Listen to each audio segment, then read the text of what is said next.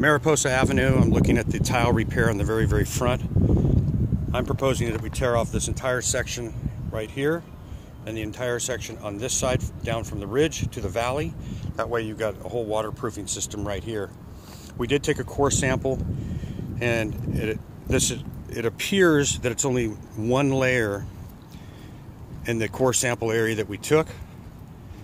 In this area that you were talking about, Pat, well, this is very simple. What we would do is take the mortar out, put a 1x6 up, put a tile coping right here on top of the 1x6, you wouldn't even see it, and put modified bitumen in between the two to waterproof it so no water is going to get down in between this section right here, this entire section right here, but everything else would be the tile coping. However, these are all mortared, so as you can see, a lot of these, one would lose a lot of them because the mortar sticks. It's very difficult to not break them.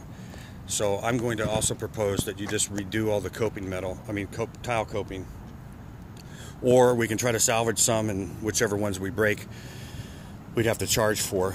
This is a finger tile. They don't even make this anymore. As you can see, the little finger washes through it while it was still wet. So it's a pretty cool tile.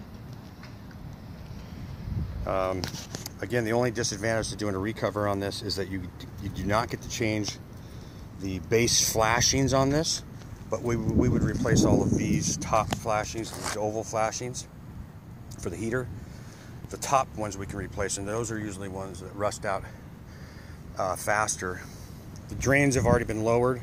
We'd still have to lower it again, cut out the drain areas so that water could flow better, since we would, if we would do a re-roof on it, a recover.